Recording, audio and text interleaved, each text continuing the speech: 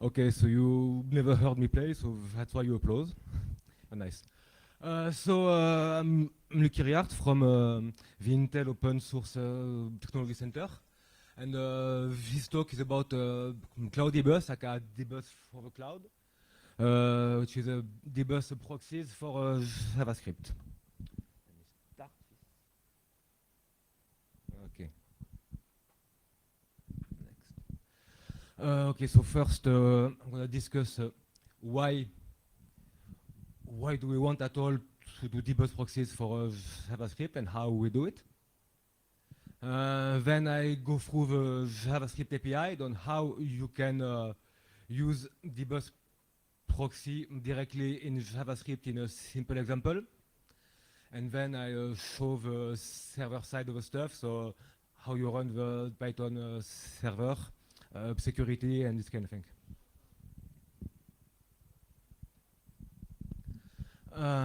So why? So there are several reasons. The main is to implement HTML5 APIs on different platforms. So I'll go through it. So there are pros and cons on this thing. The nice thing is that almost every server, every low-level services in Linux has a dbus interface. If you want to expose these interfaces to JavaScript, you'd have to write a native plugin or to write a CVE script. So that would be one piece of server code per dbus interface. While here, you only do it once. The cons is that, well, it only works on Linux, on the server side. And you obviously need to be able to restrict the dbus access because you don't want to give your keyring access to the internet, for instance. So then, where can you use this kind of thing? So if you want to develop a network device that exports part of its services on the network, or if you want to implement an HTML5 API on a given platform. So let's go through some existing dbus services that are pretty useful and that you might want to use in a web app. So there's BlueZ, which is Bluetooth, so it does object exchanges and networking. Tracker, so if you like SparkQL and you want to do web indexing, that's thing to do. Rigel for media services, or Phono for telephony. Also Nerd, so if you want to do NFC server. And then on the HTML5 side, there are several APIs that are more or less connected to this thing, like the W3C, the device application group. They are starting to specify messaging, telephony, media capture, but it's not frozen yet. You have Cordova, aka PhoneGap, which does the same kind of thing for mobile. And Tizen, which is a Linux OS with HTML5 API. So right now it's all moving. It's not frozen yet, so you don't really want to work on an API if you have to change it later. Hence, do it all on dbus and JavaScript. So how do we do it? So that's a global picture. We have a Python server that acts as a middleman between the dbus services and the web app.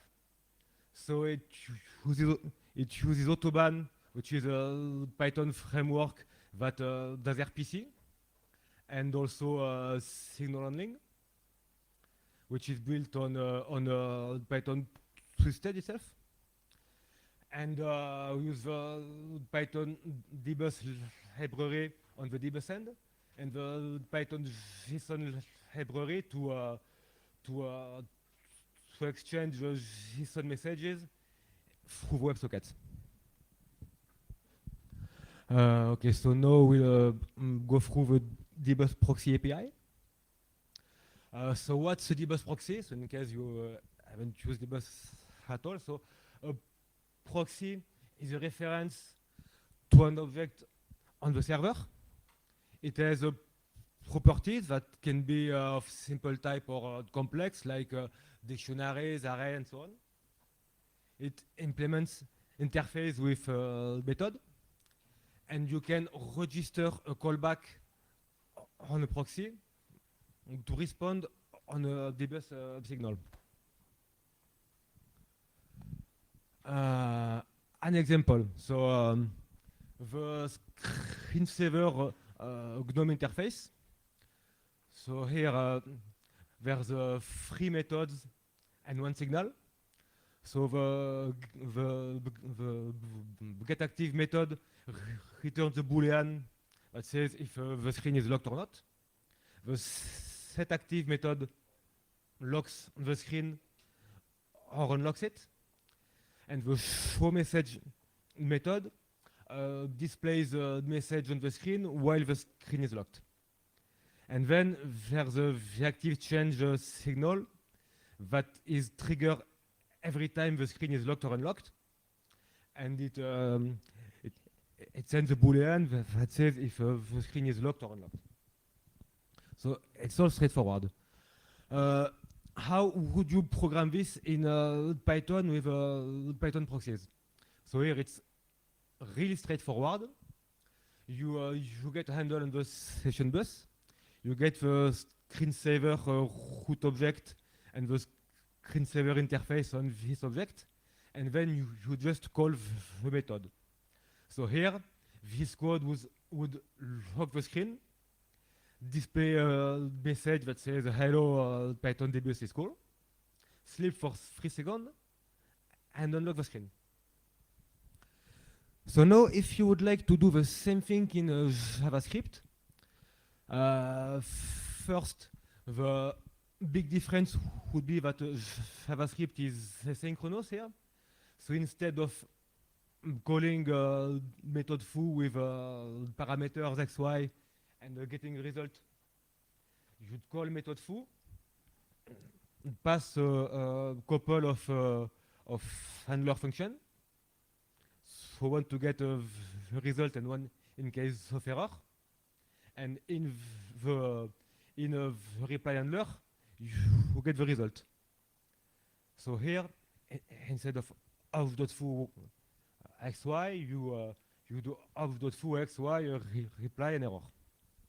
So it's same thing, but asynchronous. So now, if I want to do the same thing in Python that locks the screen, display a message, and unlocks it, with CloudDBus, so first I would connect to the server. So here it's on the localhost. I have this callback when I'm connected, or I do pretty much the same thing as in Python. So I get the session bus. I get a proxy on the screensaver object. And here I pass the callback that's called when the proxy is introspected.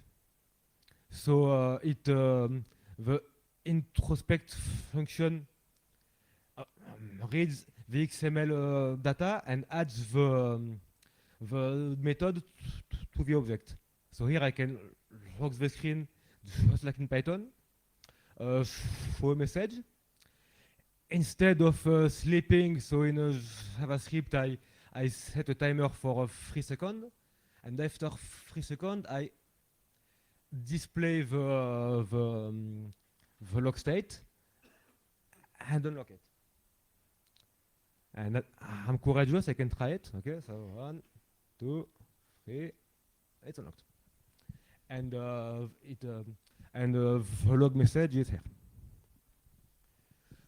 So you see in this case, I use the object. I have introspected the object in an asynchronous callback.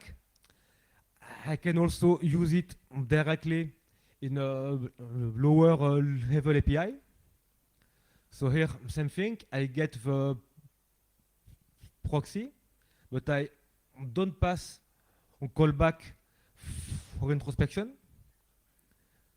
And so instead of locking it by doing proxy.setActive, I have a more cumbersome method. I call the method, giving the interface, the method name, and the argument. And of course, I can add a callback after that if I want a result. I also connect to the log signal. And so when I get the signals, so I log the state change, I disconnect, and I unlock it. So here it's barely gonna blink, not even, okay? So it's say, okay, it's changed, I know it's unlocked. So that's this log here, and this log. 11. Okay, so just a quick glance on the server side. So Cloudibus on the server side is a Python server. You can run it without a security enable in open door mode. So here, everybody can access to Anibus, which is good for demo, but you don't really want to do this in real life. Or you can add credentials and a whitelist. So I'll add an example here. So on the server side, I put a whitelist. I say the client can only access, so here Nautilus and a screensaver. The only user I know are Cloudibus, user 1, user 2, so it's user and password. And on the client side, the application has a manifest pretty much like a Chrome manifest with user, version, password, and permissions that it wants to access. So the handshake is handled by Autobahn, which encrypts the password through the network, so they don't go unencrypted. And that's about it. So next, I'd have to export the services, port it on Node.js, that's done already, and do a bunch of stuff. I take patches, so if you want to participate, you're welcome. Thanks.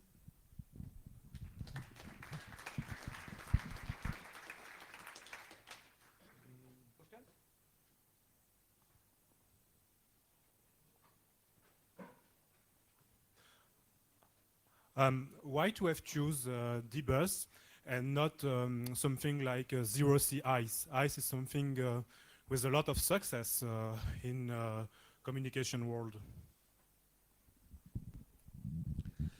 Well, actually, I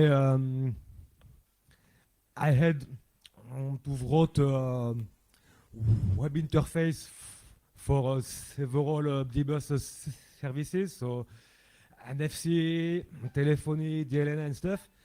And at the end of the day, instead of writing one NP API plugin per component, I found it was much more easier to just take the whole debus thing and pull it to JavaScript. So I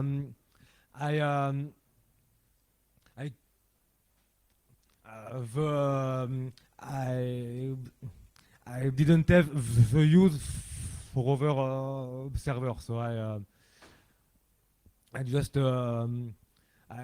did it because the server I wanted to expose to JavaScript were already using debus. Thank you.